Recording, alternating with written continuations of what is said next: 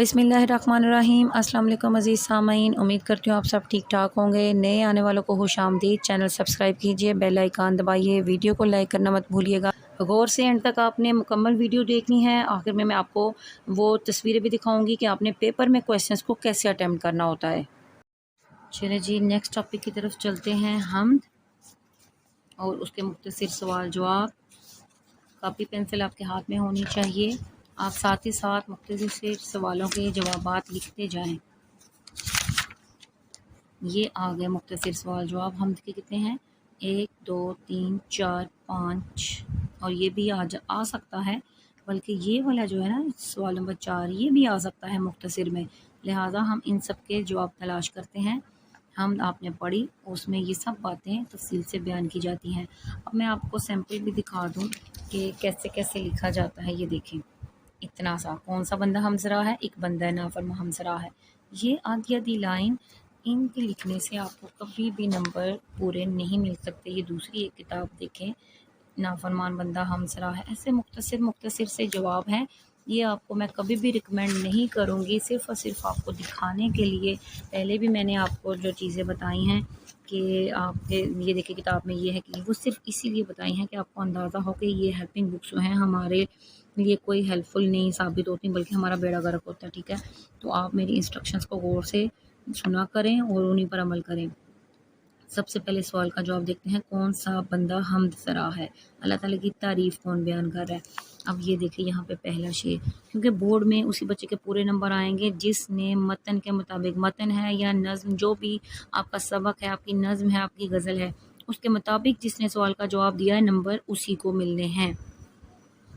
कौन सा बंदा हमसरा है? तो ये देखिए यहाँ पे लिखा हुआ है, एक बंदा नाफरमा है हमसरा तेरा। तो हम बात तो ये बयान करेंगे, पहली दफ़ा हम यही लिखेंगे कि एक बंदा नाफरमा हमसरा है, लेकिन ये कोई मुकम्मल जवाब नहीं है। लिहाजा पढ़ाते हुए भी मैंने अशार की तशरीहात करवाई थी, लिंक मैं डिस्क्रिप्शन में दे दूँगी, ऊपर कार्ड में भी आपको नज़र आता होगा। तो आप वहाँ से हम्द की तशरीह पढ़ सकती हैं, सुन सकते हैं और उस पर अच्छे तरीके से तैयारी करके अपने नोट्स तैयार कर सकते हैं। तो एक बंदा नाफरमा हमसरा है। दूसरी लाइन क्या हम लिखेंगे? मौलाना हाली ने खुद को बंदा नाफरमा कहा है। या एक और जवाब हो सकता है, एक बंदा नाफरमा हमसरा है क्योंकि इस कायनात की हर चीज़ हत्ता के इंसान के दिलों पर भी अल्लाह ताला का कब्ज़ा है। इस शेर के हवाले से ही हमने दूसरी लाइन तलाश करनी है और लिखनी है। मैंने 2 जवाब बोले हैं, जो आपको ज़्यादा आसान लगे, जो ज़्यादा समझ में आए, वो आप लिख दें। सवाल नंबर 2 है जी, किसका हक सबसे मुकद्दम है? मुकद्दम का मतलब अव्वलीन, ज़रूरी। किसका हक सबसे मुकद्दम है? अब देखते हैं हम जहाँ पे हम्द में क्या लिखा हुआ था। गो सबसे मुकद्दम है हक तेरा अदा करना, यानी कि ज़ाहिर है हम्द है तो इसमें अल्लाह ताला के हवाले से बात हो रही है कि सबसे मुकद्दम किसका हक है? अल्लाह का। तो हम इसका जवाब लिखेंगे, किसका की जगह लिखेंगे अल्लाह ताला का हक सबसे मुकद्दम है।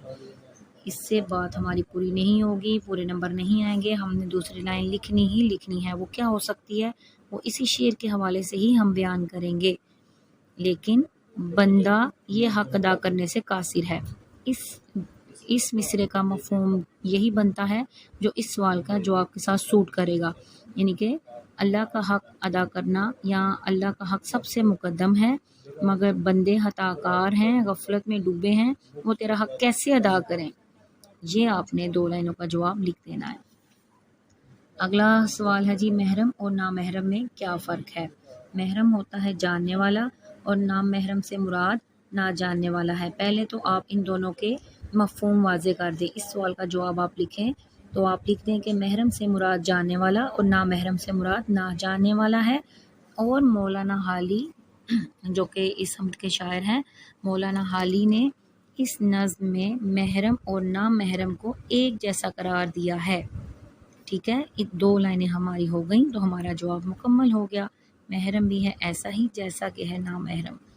महरम और ना महरम को बराबर करार दिया है, उनमें कोई फ़र्क नहीं। आगे ये लाइन भी लिख दें, अल्लाह का गदा किस में मगन रहता है। देखते हैं हम यहाँ पे कौन सा शेर था। ये है जी, जचता नहीं नज़रों में या खिलत सुल्तानी, कमली में मगन अपनी रहता है गदा तेरा। तो इससे हमें पता चलता है कि अल्लाह का गदा اپنی کملی میں مگن رہتا ہے۔ پہلے نمبر پہ تو ہم نے یہی لائن لکھنی ہے، اللہ کا گدا، گدا کو غور سے دیکھیں، دو چشمی ہے نہ ڈال دیجیے گا اس میں۔ اللہ کا گدا اپنی کملی میں مگن رہتا ہے اور اس کی نظروں میں دنیاوی مال و دولت کوئی حیثیت نہیں رکھتی۔ دوسری لائن ہم نے یہ لکھ دینی ہے، یہ خلعت سلطانی کا مطلب شاہی لباس، مراد کیا ہے؟ دنیاوی آسائشیں، مال و دولت۔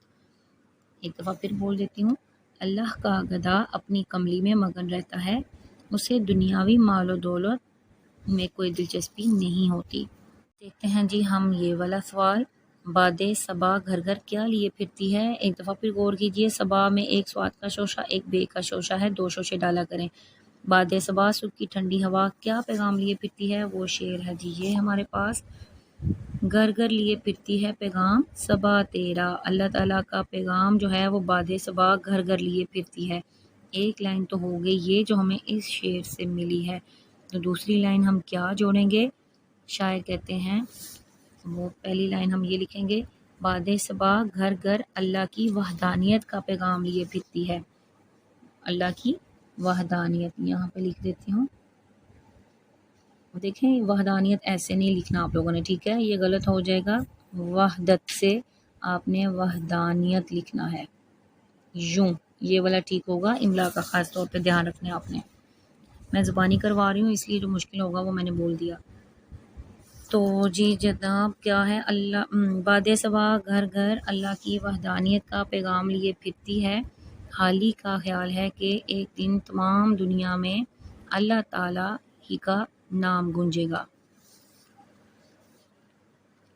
اب دیکھیں اس حمد میں شاعر نے اللہ تعالیٰ کی کون کون سی صفات بیان کی ہیں۔ اللہ تعالیٰ کی صفات، اب جب حمد پڑھیں گے تو اس میں سے ہمیں پتہ چلے گا، تو ہم نے ایک لسٹ سی مرتب کر دینی ہے، اوپر ایک لائن لکھیں گے کہ اس حمد میں شاعر نے اللہ تعالیٰ کی مندرجہ ذیل صفات بیان کی ہیں۔ اللہ تعالیٰ قادر ہے، قبضہ ہو جس کا، قادر لفظ لکھ دیتی ہوں تاکہ آپ لوگ کو سہولت ہو جائے۔ ہاں جی آپ لکھیں کہ اس حمد میں شاعر نے اللہ تعالیٰ کو قادر مطلق کہا ہے کہ اللہ تعالیٰ ہر چیز پر قدرت رکھتا ہے۔ اس کے علاوہ اللہ تعالیٰ ہر شے پر محیط ہے، ہر چیز اللہ کی دسترس میں ہے، دسترس۔ 3 لائنیں کافی ہیں اس سوال کے لیے۔ مرکبات کے الفاظ و معنی آپ کو ساتھ ساتھ کروایا گیا ہے شاعر کی تشریح میں۔ اس کے بعد تیسرے شعر میں شاعر نے محرم اور نامحرم کو کس لیے ایک جیسا قرار دیا ہے؟ یہ جب آپ کو شعر پڑھایا گیا آپ نے دیکھا ہوگا کہ اس میں محرم اور نامحرم کو ایک جیسا کیوں قرار دیا ہے، کیونکہ محرم جاننے والا ہے، نامحرم جاننے والا، پھر یہ ایک جیسے کیسے ہیں؟ تو شاعر نے محرم اور نامحرم کو اس لیے ایک جیسا قرار دیا ہے کیونکہ جو اللہ کا محرم ہے، یعنی کہ جو اللہ کا راز پا لیتا ہے، جو اللہ کے بیت جان لیتا ہے، وہ اپنے آپ میں مگن ہو جاتا ہے اور اپنی زبان نہیں کھولتا، یعنی کہ دنیا سے تعلق نہیں رکھتا، بس اپنے آپ میں مگن رہ کے اللہ کی عبادت میں مصروف رہتا ہے۔ ٹھیک ہے، تو ہم نے لکھنا ہے کہ اب ایک اس راز کو پا لینے کے بعد، اللہ کی محبت پا لینے کے بعد وہ صرف اپنے آپ میں مگن رہتا ہے۔ ٹھیک ہے، اس حوالے سے بھی، اور نامحرم جو ہے وہ اللہ کو پہچانتا ہی نہیں، وہ دنیا میں مگن ہو کر اللہ کی حقیقتوں سے بے خبر رہتا ہے۔ تو یہ بھی بے خبر ہوا، یہ بھی بے خبر ہوا، اس لیے ایک جیسا قرار دیا ہے۔ یہ تو جی مختصر سوال جواب، انشاءاللہ نیکسٹ میں آپ کو حمد کا خلاصہ کروایا جائے گا، ہجرت نبی کا خلاصہ کروایا جا چکا ہے۔ باقی یہ میچنگ اگر آپ نے کرنی ہے تو وہ بھی ظاہر آپ لوگ کو بہت آسانی سے آ جاتی ہے۔ بندہ نافرمان بندہ مقدم سے میچ کیجئے، محرم نامحرم، آفاق مہک، پیغام صبا لے کر جائے گی، رنگ بیاں بول سب سے جدا ہے، بندہ نافرما حمد سرا ہے، مقدم حق ہے، اور رہ گیا ہمارا کملی خلعت سلطانی۔ اب آپ کو میں دکھاتی ہوں کہ تصویریں کیسے آپ پیپر میں کیسے سالو کریں گے۔ کویسچن نمبر 1 اوپر دیں، پورا سوال لکھنے کی ضرورت نہیں ہے، یہ دیکھیے، اور پھر اس طرح بس مین ہیڈنگ بتا دیں کہ حمد سرا کون ہے، اتنا سا لکھ کے آپ سوال پورا لکھنے میں وقت ضائع مت کریں، نیچے جواب لکھ دیں، پھر آپ نمبر 2 دیں اور سائڈ پہ ڈیزائننگ ایسی کرنا چاہے تو کر لیں، ورنہ سب کا اپنا اپنا سٹائل ہوتا ہے وہ کر لیں، اور پھر آپ سب سے مقدم حق اتنا سا مینشن کر کے نیچے جواب لکھتی جائیں۔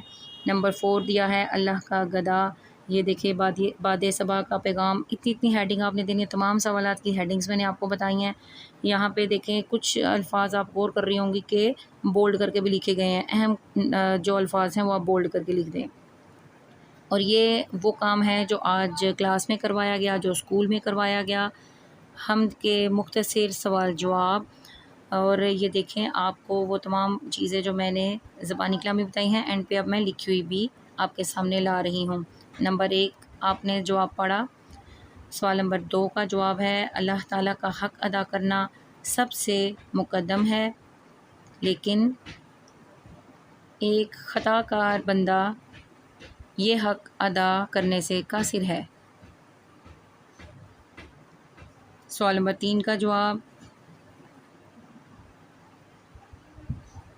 محرم کا مطلب ہے جاننے والا اور نامحرم کا مطلب ہے نہ جاننے والا۔ ادھر بات ختم کر دیں، شاعر کے مطابق ان میں کوئی فرق نہیں ہے، محرم اور نامحرم دونوں برابر ہیں۔ جواب پورا ہوا۔ نمبر 4 پہ دیکھیے، یہ دیکھیے جی 3 اکٹھے سوالوں کے جواب، اور پھر اب نمبر 4 اللہ کا گدھا، گدھا نہیں کہنا بھائی اس کو، گدھا اپنی کملی میں مگن رہتا ہے، اس کے نزدیک دنیاوی مال و دولت کی کوئی حیثیت نہیں ہوتی، یا وہ اپنی گڈری کے مقابلے میں شاہی خلت کو ترجیح نہیں دیتا، یہ بھی لکھ دیں، بات ٹھیک ہوگی۔ باد صبا گھر گھر اللہ کا پیغام، اللہ کی وحدانیت کا پیغام لیے پھرتی ہے، وہ اللہ کی موجودگی اور خالق و مالک ہونے کا احساس دلاتی ہے۔ پہلے میں نے کچھ بولا تھا وہ بھی لکھ سکتے ہیں، یہ دوسری لائن اس لیے آپ لوگ کو وائڈ ایک میں وسیع میدان دے رہی ہوں کہ بات ایسی ہی ہونی چاہیے، آپ یہ بھی لکھ سکتی ہیں وہ بھی لکھ سکتی ہیں۔ اب دیکھتے ہیں ہم سوال نمبر 2، اس حمد میں اللہ تعالیٰ کی مندرجہ ذیل صفات بیان ہوئی ہیں، یہ لکھ کے آپ لوگ نیچے یوں بھی لکھ دیں، اللہ تعالیٰ قادر مطلق ہے، وہ خالق و مالک ہے، وہ ہر شے پر محیط ہے۔ پھر سوال نمبر 4 محرم و نامحرم کو کس لیے ایک جیسا قرار دیا ہے؟ شاعر نے محرم و نامحرم کو اس لیے ایک جیسا قرار دیا ہے کیونکہ محرم معرفت الہی رکھتے ہوئے بھی زبان بندی پر قائم رہتا ہے، یا کچھ نہیں بولتا، کچھ کہتا نہیں ہے، اور نامحرم اپنی کم علمی کے باعث کچھ بھی کہنے سے قاصر ہوتا ہے، اس لیے یہ دونوں برابر قرار دیے گئے ہیں۔ ویڈیو جو اگر آپ کو پسند آئی ہے لائک کیجئے، دوسرے کے ساتھ شیئر کیجئے، کمنٹ کر کے بتائیے کہ آپ کو کیسی لگی اور آپ مزید کیا دیکھنا سننا جاننا چاہتے ہیں۔ بہت ساری دعاؤں کے ساتھ اللہ حافظ۔